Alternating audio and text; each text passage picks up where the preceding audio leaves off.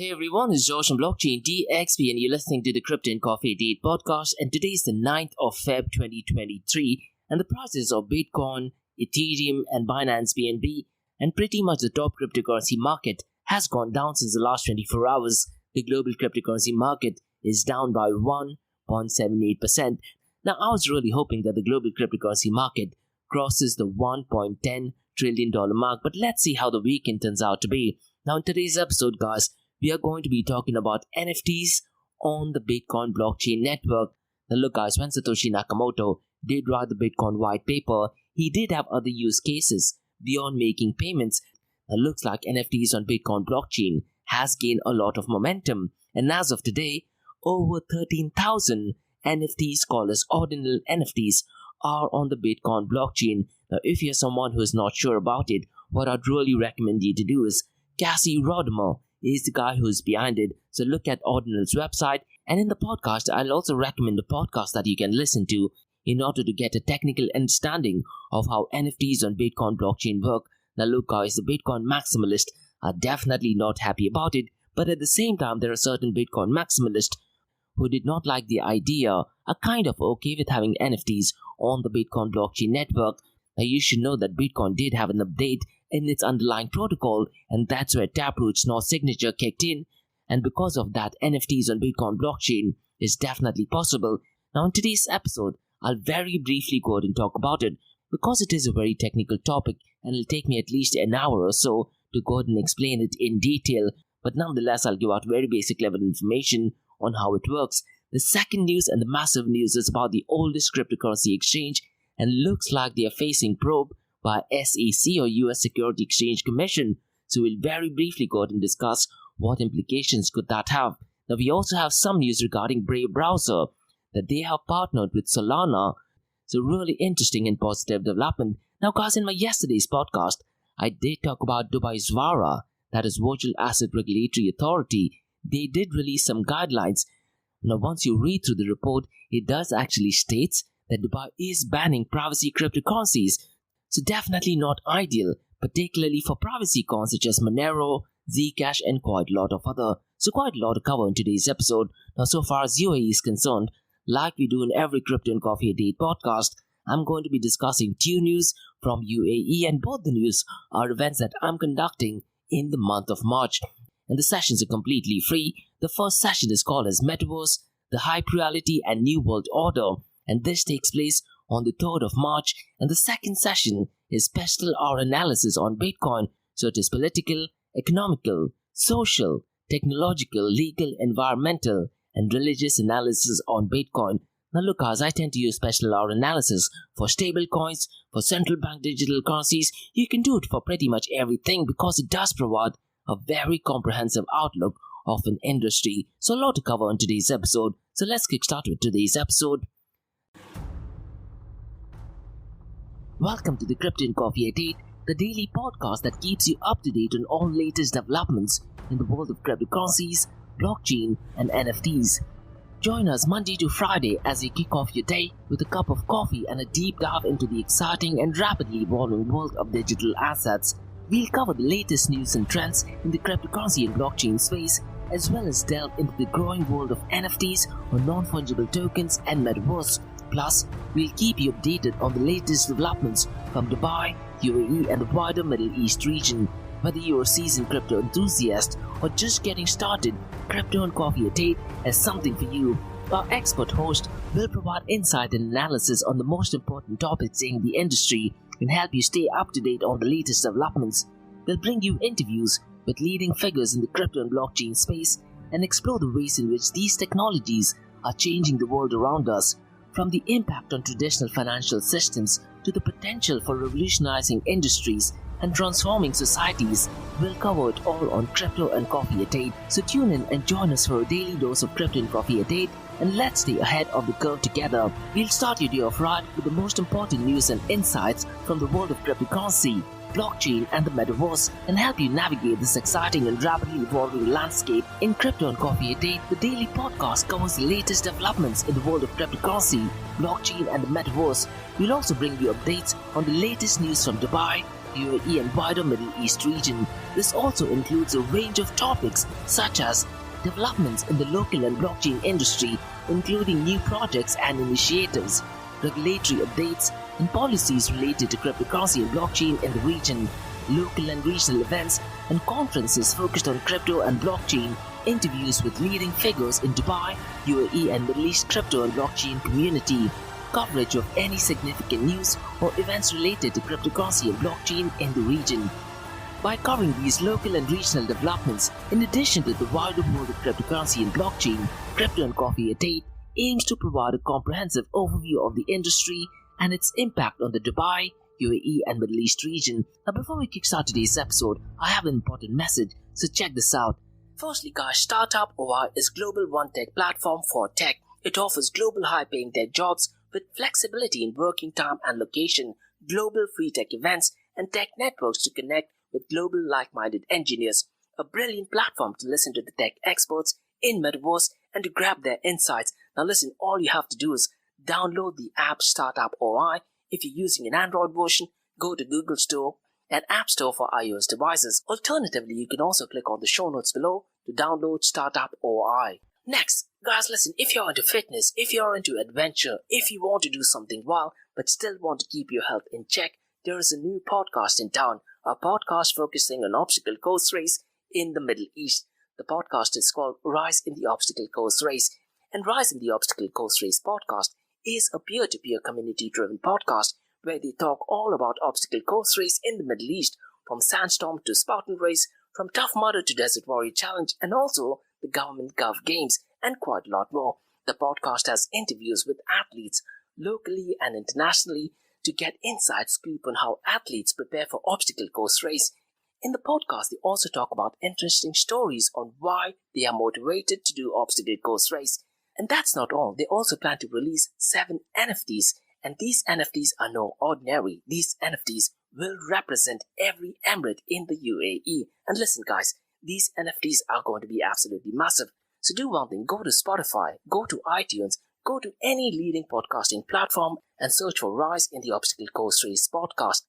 And finally guys, not your keys, not your crypto. If you have dabbled with cryptocurrencies and now are seriously getting to protect your cryptocurrencies, there is no better way to protect it by using a hardware wallet. And this is where Ledger Wallet kicks in. And Ledger Wallets are hardware cryptocurrency wallets made by Ledger, a company headquartered in Paris, France. And Ledger's hardware wallets are multi-currency wallets that are used to store private keys for cryptocurrencies offline.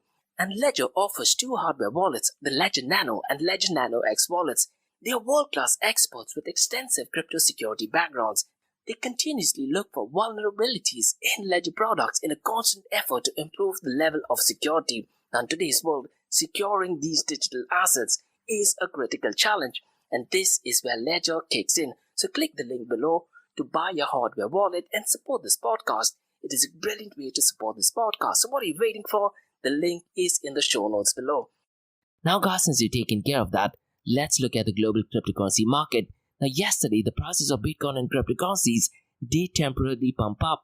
Unfortunately, the prices of top cryptocurrencies and the global cryptocurrency market has gone down. And as of today, 9th of February, the global cryptocurrency market is at $1.07 trillion. And since the last 24 hours, it is down by 1.78%. The total crypto market volume over the last 24 hours is only at $56.51 billion. And since the last 24 hours, it is down by 8.61%. Now, so far as DeFi is concerned, guys, I really am liking the fact that DeFi is accounting for a much higher percentage of the entire total crypto market 24-hour volume. In 2022, DeFi was absolutely devastating. Now, I'm talking about in terms of the percentage, it accounts for the total crypto market volume. And look, guys, if cryptocurrencies are to go mainstream, DeFi should ideally account for 40 to 50% of the total crypto market 24-hour volume. Now, it might take at least a couple of years for that to happen, but nonetheless, as of today, 9th of February, the total volume in DeFi accounts for 10.13% of the total crypto market 24-hour volume, and in terms of dollar amount, it is at $5.72 billion. Now, so far as the total value locked is concerned, it is ridiculously low and only at $49.29 billion, with Lido leading the race at 17.37% and $8.56 billion is locked in its protocol, followed by MakerDAO at $7.3 billion, Core Finance at $4.96 billion, Aave at $4.67 billion, and Convex Finance at $4.27 billion. Now, the numbers for DeFi is looking good, but unfortunately, the volume of stablecoins is still accounting for a staggering 91.19% of the total crypto market 24-hour volume. Now, this is definitely not ideal, which just means that stablecoins are the one which is the driving force of the cryptocurrency market. And apart from that, guys, the volume of stablecoins is ridiculously low at $51.53 billion. So in an idealistic world, the volume of stablecoins should not be more than 20%. Now, when that thing happens, that will give us an indication that cryptocurrency protocols are being utilized instead of fiat currencies. Now, out of the $51.35 billion of all stablecoin volume, Tether USDT accounts for $39.88 billion, followed by Circle USDC at $3.60 billion, Binance USD at $10.11 billion. Now, guys, let's look at the market share, 24-hour trading volume, and dominance between Bitcoin and Ethereum. Bitcoin's market cap is at $435 billion and Ethereum's market cap is at $198 billion. Now, just to give a quick perspective, when Bitcoin was at its all-time high of over $69,000, only the market cap of Bitcoin was over $1.2 trillion. Now listen, guys, only the market cap of Bitcoin alone was $1.2 trillion, and fast forward to 9th of February 2023, the global cryptocurrency market is at $1.07 trillion. So really strange times. Now let's look at the 24-hour trading volume. Bitcoin's 24-hour trading volume is $26.1 billion, whereas Ethereum is at $7.7 billion. The dominance of Bitcoin is 41.30%, Ethereum at 18.80%. It's going to be really interesting to see what dominance that Binance BNB have. I definitely feel that it might be somewhere between the 5 to 6% mark. Now, guys, in today's episode, I'm going to be looking at the market cap of smart contracting platforms and of privacy coins as well, because we do have some update, which is unfortunately not good news for Dubai and UAE so far as privacy coins is concerned. Now, Ethereum's market cap is $198 billion, followed by Binance BNB at $50.58 billion and Cardano at $13.20 billion. So far as privacy coins is concerned, Monero is clearly leading the pack, followed by Zcash at $559 million, and finally Decred at $342 million. Now, so far as privacy coins is concerned, guys, there's also a report which is being put up that in the month of January, Metaverse platforms, or rather cryptocurrency and blockchain protocols that are connected to Metaverse, did actually pump up the most. And unfortunately, privacy coins did not pump at all. So it looks like January was definitely not the best month so far as price is concerned for privacy coins. Now, guys, let's look at the king of all kings, that is Bitcoin. Now, unfortunately, Bitcoin, Ethereum, and Binance BNB coin are all looking red. Bitcoin is at $22,737. Since the last 24 hours, it is down by 2.21%. Since the last 7 days, it is down by 4.91%. Now, remember, guys, when Jerome Powell did actually announce the inflation numbers, a lot of high net worthy individuals, a lot of institutional investors were the ones who were actually buying a lot of Bitcoin. So the price hike that we had seen was only because of institutional investors. Now, so far as Ethereum is concerned, it is at $1,625. Since the last 24 hours, it is down by 3.16%. Since the last 7 days, it is down by 2.80%. And Binance BNB coin is at $320. Since the last 24 hours, it is down by 3.82%. Since the last 7 days, it is down by 0.82%. Now look, guys, in the world of Bitcoin, particularly among the Bitcoin maximalists and also among Ethereum maximalists, the massive talk that is going on is about NFTs on the Bitcoin blockchain. Now, there are good things as well as bad things, so I'll try to give out some basic level information on what are the good things and what are the bad things. The only good thing I can think of is, look, the strongest network, without the shadow of a doubt, is the Bitcoin blockchain network. But unfortunately, the Bitcoin NFTs have exploded in the last few months, and a recent survey which was done by BitMEX Research Group shows interest has skyrocketed following the first Ordinals transactions that took place on the 14th of December. And as of today, guys, over 13,000 Ordinals NFTs are on the Bitcoin blockchain, and there is massive evidence that the buzz about a still young favor of non-fungible tokens is actually going fast. Now, you might be under the assumption that you cannot do anything on the Bitcoin blockchain network besides sending payments. That is definitely not true.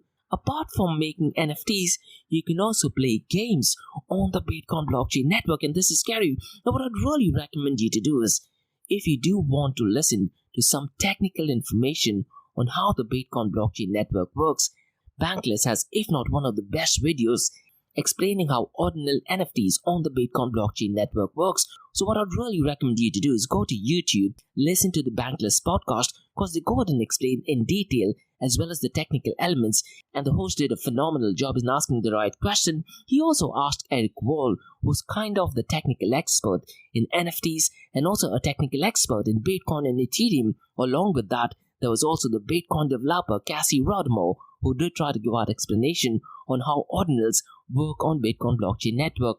Now listen guys, this is a very complex topic. So what I did, there was an article written on bitcoinmagazine.com which starts to explain how ordinals and NFTs on Bitcoin blockchain work. So what I tried to do is, I copy pasted that information, I put it out on ChatGPT. So let me just read it out from ChatGPT. Now listen guys, I did ask ChatGPT to make it extremely simple for you listeners to understand it. So what I'm going to do next is I'm just going to read out what ChatGPT has done, which hopefully makes it easier for you listeners to understand how NFTs on Bitcoin blockchain network works. So here it is. Ordinals is a project by Bitcoin developer Cassie Rodmore, which aims to provide a way to track the lineage of individual units of cryptocurrencies called Satoshis. The project consists of two parts: ordinal theory and inscriptions. Ordinal theory provides a framework for understanding the distribution of Satoshis after a Bitcoin transactions, suggesting that they are sent in first in and first out manner. Inscriptions is a specialized Bitcoin wallet that allows users to inscribe data into the Bitcoin network by purchasing ledger space in the witness data, and this data can be used to record personal events or track the history of specific Satoshis. The Ordinal project adds an additional layer of meaning to the numerical data in Bitcoin network and provides a unique perspective on its working. So that was the explanation thrown out by ChatGPT. So using these data, you can go ahead and create and issue NFTs. Now one thing to note is that when you're doing that, you don't necessarily have to pay for the miners' fees. And this has got mixed reaction, because what happens is, because these ordinals are used on the Bitcoin blockchain network, so far as the size is concerned, the size is getting full and the miners can go ahead and ask for higher transaction fees. And Bitcoin.com has actually reported the rise in on-chain fees has gone up by 122%. And this fees coincides with the new Ordinals digital collectible trend on the network, with the number of inscription nearing $20,000. So from a Bitcoin mining industry point of view, this definitely is good, because miners can definitely charge an additional transaction fees as well. Now what are your thoughts guys, because there is an absolute mixed reaction to this. And Descript has also provided an article that states the controversial Ordinals project continues to drive the Bitcoin community. In Jan, it caused an uproar in the Bitcoin community as enthusiasts, advocates and developers argued the merits of putting JPEG on the blockchain. So I really am not sure what the future of this is. But listen guys, one of the reasons why Taproot and Snort signature was implemented on Bitcoin blockchain network is precisely for this reason. And Bitcoin maximalists, to be honest, are completely split on this opinion. Now what are your thoughts? Mention them in the comments below. Now guys, let's discuss some news regarding Kraken, because there is a report which is put up by Bloomberg that states that the oldest cryptocurrency exchange in the world, that is Kraken, is facing SEC probe over unregistered security. Now unfortunately at this point of time, the article does not mention which tokens or offerings were drawing scrutiny, but it does state that Kraken's settlement with SEC could arrive in the next coming days. So as and when the news develops, I'll try to give out some more information.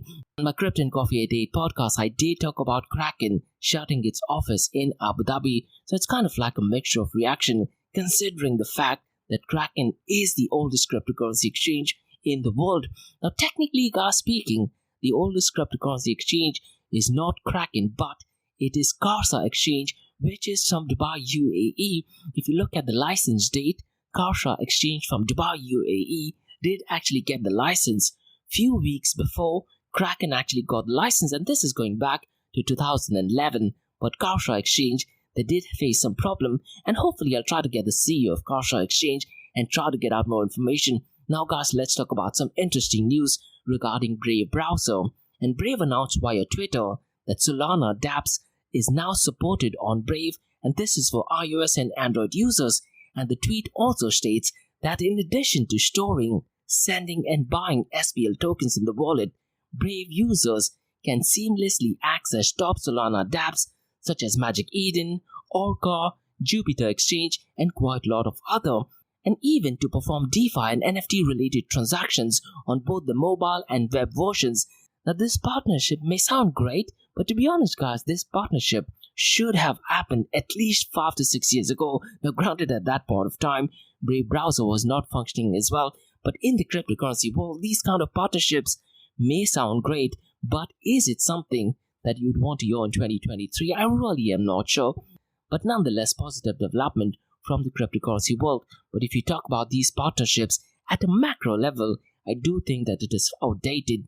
Now guys, let's discuss some news regarding VARA, because in my podcast few days ago, because I did go ahead and explain Virtual Asset Regulatory Authority's guidelines. Now there is an article which is put up by Daily Coin, and only after that I did actually validate it. I double checked it, and looks like Dubai is planning to ban privacy cryptocurrencies with new regulations. Now what I'd really recommend you to do is go to VARA's website, and on the very front page you can download the official document. Now once you download the official document, on page number 9 it very specifically mentions the issuance of anonymity enhanced cryptocurrencies, and all virtual asset activities related to them are prohibited in the emirate. Now when you talk about virtual asset activity, I really am not sure if this also means conducting events. So let's say if you do want to have events in the world of Monero or Zcash, I really am not sure what the regulatory guidance is, because here it clearly states that issuance of anonymity enhanced cryptocurrencies and all virtual activities related to them are prohibited in the Emirates. Now, unfortunately, guys, this is definitely not good news, because when you talk about Dubai and UAE planning to be the #1 city in the world so far as Web3 is concerned, and privacy is, if not one of the #1 things that needs to be implemented with the use of Web 3.0 technology. So personally, I really am not sure what my standing is. Ideally, it should be technology over government rules and regulations, but nonetheless, it is rules and regulations, so we definitely need to go ahead and follow. Now guys, let's discuss 2 news regarding UAE, and both the sessions are conducted by me, and I tend to do these sessions every month. The first one is Metaverse, the Hype Reality and New World Order. So in today's episode, let me go ahead and explain what is it that you can expect in the session. Now the session is completely free of cost, and it is on the 3rd of March from 11 a.m. to 12:30 p.m. Gulf Standard Time. Now listen guys, if you do want to attend this session, look at the show notes below. I've gone ahead and updated the link where you can register, or alternatively guys, you can also drop me an email to info@blockchaindxb.com. So let me try to go ahead and explain why I'm doing this session. Now look guys, there is so much of hype surrounding Metaverse, so I wanted to go ahead and explore and give my understanding on the basic concepts of Metaverse and its impacts, and I want to go ahead and share the institution and companies joining on board in the Metaverse hype. We'll also go ahead and explore the hype versus reality. Now look guys, ever since Facebook changed its name from Facebook to Meta, everyone has become experts in the field of Metaverse, so we'll go ahead and look at the expectations versus reality. We'll also go ahead and explore the hardware and software limitations that are currently taking place in the Metaverse world. We will look at real life use cases and quite a lot of other. I've intentionally kept the topic as Metaverse, the Hype Reality and New World Order. Now so far as New World Order is concerned, will the USA have a competitive advantage? Will it be China? And guys, in tomorrow's Metaverse Everything podcast, I'm going to be talking quite a lot about Saudi Arabia. And is it possible that Saudi Arabia will have a competitive edge in the Metaverse? And what are the steps countries can take to be an early adopter in the Metaverse? So the session is idly broken down into 3 parts. In part A, we will look at the history of Metaverse. What the hell is the Metaverse? We will look at the hype of Metaverse, the hardware and software required in the Metaverse. In part B, which is my favorite, I'll look at areas where Metaverse merges with the physical world. We will look at news and events surrounding Metaverse in Dubai. We'll also go and explore blockchain in the Metaverse. And do we still need blockchain in the Metaverse? What is an ideal form of payment and medium of exchange in the Metaverse? Now listen guys, I'm not a fan of blockchain merging with Metaverse now because we still need to solve the blockchain trilemma problem. Once the blockchain trilemma problem is solved, then maybe we can talk about blockchain in the Metaverse. But nonetheless, I'll go ahead and explore the top Metaverse platforms, the limitations of blockchain, NFTs in the Metaverse, and artificial enabled NFTs in the Metaverse. One of the biggest changes which I think might happen in the Metaverse is ChatGPT connected to an artificial intelligence enabled voice recognition platform where you can actually talk to a person, and that particular person or avatar is connected to ChatGPT. And that thing might happen probably in the next few months, and I'm pretty much sure that there are other companies already working on it. And in part C, we will look at Dubai Metaverse strategy. Now look guys, I have a standalone episode explaining Dubai Metaverse strategy, and in tomorrow's episode on Metaverse Everything, I'll also go ahead and update some more things that are taking place. So far as Dubai Metaverse is concerned, we will also look at the leading governing body, that is Dubai VARA, or Virtual Asset Regulatory Authority. And one of the goals of Sheikh Hamdan is to be the top 10 city in the world. So we'll go ahead and explore all those cases. We'll also look at Dubai Metaverse Assembly, and Dubai did have a phenomenal event last year called as the Dubai Metaverse Assembly. And they had tech experts, Metaverse influencers from all over the world at the iconic building of Museum of the Future.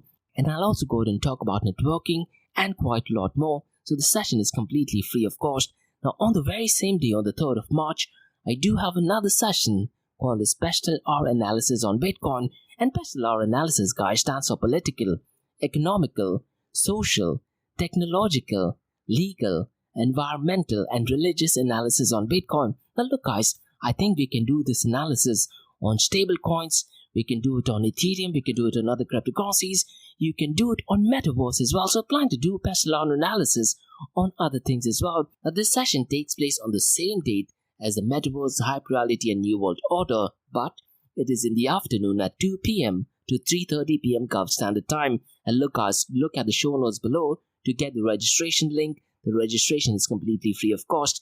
Or you can also go to eventbrite.com and look for Blockchain DXB, or also drop in an email to info@blockchaindxb.com. And so far as PESTLER analysis on Bitcoin is concerned, it is ideally a tool used to gain a macro level picture of an industry or an environment. So we break down elements of Bitcoin at a macro level to understand its impact and vice versa.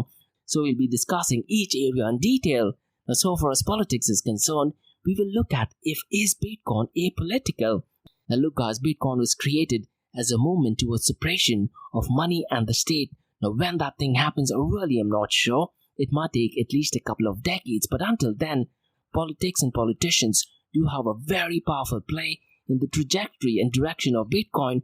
Now so far as US is concerned, we will also look at right-wing's view on Bitcoin and open source and freedom of speech, and we'll also look at left-wing's view so far as Bitcoin, freedom of speech, and open source innovation is concerned. And look guys, it's a no-brainer that left-wing politicians and ideologies are not in favor of Bitcoin, are not in favor of freedom of speech, and the whole cancel culture is popularized by left-wing ideologies and politicians. Right-wing politicians, on the other hand, are definitely in favor of Bitcoin and cryptocurrencies, and right-wing politicians are not in favor of CBDCs or central bank digital currencies. Left-wing politicians, on the other hand, definitely want a lot of control, and they are the advocates of central bank digital currencies. And if you look at politics, let's say in UK, conservatives are in favor of Bitcoin and open source. Labour Party not so much, and some of the Labour parties have said notoriously bad things regarding people dealing in Bitcoins and quite a lot of other. So in that sessions, we'll go ahead and have an in-depth discussion. Now so far as economical factors is concerned, we will look at, is Bitcoin the biggest global wealth redistribution? And can Bitcoin change the dynamics of money? We will also look at the inflation numbers, the exchange rate, and something which I've been seeing in my Crypto Coffee at 8 podcast since the last few days is Jerome Powell talking about inflation and deflation is having a massive impact on the price of Bitcoin in particular. So we'll go ahead and explore that. Now, so far as social factors are concerned, we will look at the social impact of Bitcoin and blockchain for generations to come. We'll also go and explore Bitcoin's use case in first world countries versus Bitcoin's use case in underdeveloped nations. So in countries such as Zimbabwe or Africa and underdeveloped nations, how many people have been benefited by Bitcoin? We'll also answer these questions. Are millennials the one who are into Bitcoin, or is it boomers? And look guys, the answer might be surprising. So far as technological factors is concerned, we will look at the user experience of Bitcoin. We'll also discuss the forks of Bitcoin. And guys, in today's podcast, I did talk about because of Taproot and Snow Signature, we are also in a position to issue NFTs on the Bitcoin blockchain network. We will also look at the economies of scale for setting up Bitcoin mining operations. And this topic is so relevant because in the last quarter of 2022, a lot of the Bitcoin mining companies did actually go belly up. Now, so far as the legal factors is concerned, we'll answer this very simple question. Is Bitcoin legal? Now, you can ask the same question for Ethereum as well. Are smart contract legal? Now, so far as Bitcoin is concerned, we will look at where does governance fit in? What is the role of regulations and legislations so far as Bitcoin is concerned? And what is it that governments can do in order to support innovation and Bitcoin's adoption? Now, regarding environmental factors is concerned, we will answer this basic question about ESG or environmental social governance. Now look guys, this ESG is popularized by none other than Larry Fink, who is the CEO of BlackRock. So essentially what happens is he writes letters to CEOs from all over the world. Even people like Elon Musk have to follow what he says, or rather has to follow his orders. So we look at Bitcoin mining energy consumption. We look at the past, the current, and the future state of environmental impact on Bitcoin and vice versa. And so far as religious factors is concerned, we will answer, is Bitcoin Sharia compliant? What are the religious factors, commonalities and differences in Bitcoin, and how is Bitcoin seen in the Middle East and quite a lot of other. And guys, Dr. Saifuddin Amar is one of my favorite podcasters. He does have few interviews where he talks about Bitcoin from a legal perspective. So I'll definitely go ahead and urge you guys to go ahead and listen to it. So essentially at the session, we will look at all these factors. Now, if you do have any points that you want me to add, drop me an email to info@blockchaindxp.com. And so far as the news for Crypto and Coffee at 8 is concerned, that was the news for 9th of February.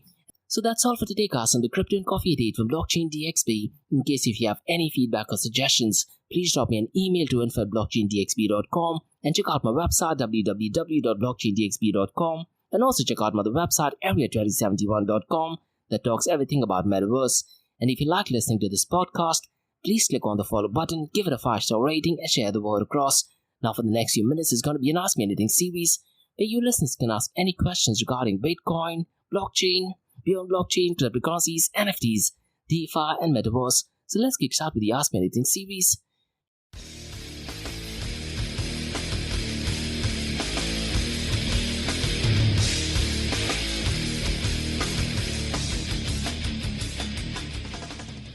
Hey everyone, it's George from Blockchain DXP. You're listening to the Ask Me Anything series where you listeners can ask any questions regarding Bitcoin, blockchain, beyond blockchain, cryptocurrencies, NFTs, DeFi, and Metaverse. I have a question by Rose who asks, do you think the Middle East could be a leader in the Metaverse? Now to be honest, I really am not sure, Rose, if Middle East could be a leader in the Metaverse. Now if you look at it at a macro level, considering the geopolitical situation which is going on, particularly in US, if you look at the inflation numbers, I do feel that US might still have a competitive advantage in the Metaverse. And the reasoning is, when you talk about Metaverse, it's so critical that you truly understand the impact and the importance of semiconductors and nanochips. Now, with the Biden administration, the United States of America is definitely taking the lead so far as nanochips and semiconductors is concerned. Now, over time, I do feel that US might be a dominant player in that industry. Now, whoever has a massive dominance in the semiconductor and nanochips industry, I do feel could be a leader in the Metaverse. But I wouldn't be surprised if Saudi Arabia or even UAE takes the lead in the semiconductor and nanochips industry. Because when you talk about hardware devices, semiconductors and nanochips will definitely go a long way in deciding which country could be a leader in the Metaverse. Now, at this point of time, Rose, I do feel that the second country could be China. The third or fourth country could be the Middle East. But Rose, in my episode tomorrow, I'm going to be discussing quite a lot of technological adaptations and academies being built in Saudi Arabia. So tomorrow's episode, I would definitely recommend you to listen, because tomorrow's episode, I'm going to be talking about what Saudi Arabia is doing in the world of Metaverse. But again, it could be possible that there are some macro level changes, maybe some unfortunate events similar to COVID-19, maybe possibilities of war that change the dynamics of geopolitical situations. And if that thing happens, I wouldn't be surprised that if China does actually take the lead in the Metaverse, or if it would be a Middle Eastern region. Now, if the Middle Eastern region does actually be a leader in the Metaverse, I do feel that it could either be Saudi Arabia or United Arab Emirates. But to be honest, I'm leading towards Saudi Arabia. Now, in my Metaverse Everything podcast shows, I'm seeing quite a lot of news, particularly in the world of blockchain, Web 3.0, and Metaverse been taking place in Saudi Arabia. And for the past 6 months, I think the news has died down in UAE. But nonetheless, I really am hoping that Dubai does turn out to be a world leader in the Metaverse, because one of the visions of Sheikh Hamdan is to be the top 10 city in the world so far as Metaverse is concerned. And I really am hoping it does come out to fruition. But to answer your question, I do feel that at the moment, United States of America, followed by China, followed by Saudi Arabia, including UAE, could be a leader in the Metaverse. I wouldn't count out South Korea as well, because South Korea is definitely keen so far as technology is concerned, or maybe even Japan. So it's definitely going to be a tight race. But once again, if there is some massive chaos in the geopolitical world at a macro level, I wouldn't be surprised if things changes, and hopefully it turns out to be good for everyone. So that's it for today, guys, on the Ask Me Anything series from Blockchain TXP. In case if you have any feedback or suggestions, please drop me an email to info@blockchaintxp.com, and also check out my website www.blockchaintxp.com, and also check out my other website area2071.com that talks everything about Metaverse. And tomorrow, guys, I'm releasing 2 episodes so far as Metaverse is concerned. The first one is the Metaverse Frontier podcast. The content is written entirely by ChatGPT. I'm using an AI-enabled voice. And the second one is the Metaverse Everything podcast. So if you do like listening to these podcasts, please make sure you follow the button, give it a 5-star rating, and share the word across. And remember, guys, Monday to Thursdays, 8 a.m. to 8:30 a.m. we have Crypto and Coffee at 8, where we cover top news and information pertaining to Bitcoin, blockchain, beyond blockchain, cryptocurrencies, NFTs, DeFi, and Metaverse. And how the series of episodes on Crypto and Coffee at 8 works is, we usually cover some top news and information pertaining to the price of cryptocurrencies, some major breaking news, occasionally short and sweet news as well, news that has an impact in the cryptocurrency world. The other 2 news and information is related to Dubai, UAE, and Middle East in the world of Bitcoin, blockchain, beyond blockchain, cryptocurrencies, NFTs, DeFi, and Metaverse. And what you're listening to right now is the Ask Me Anything series, where you listeners can ask any questions regarding Bitcoin, blockchain, beyond blockchain, cryptocurrencies, NFTs, DeFi, and Metaverse. And tomorrow, guys, make sure you check out 2 episodes, the Metaverse Frontier and the Metaverse Everything. So thanks so much for listening, and have a nice one. Bye-bye.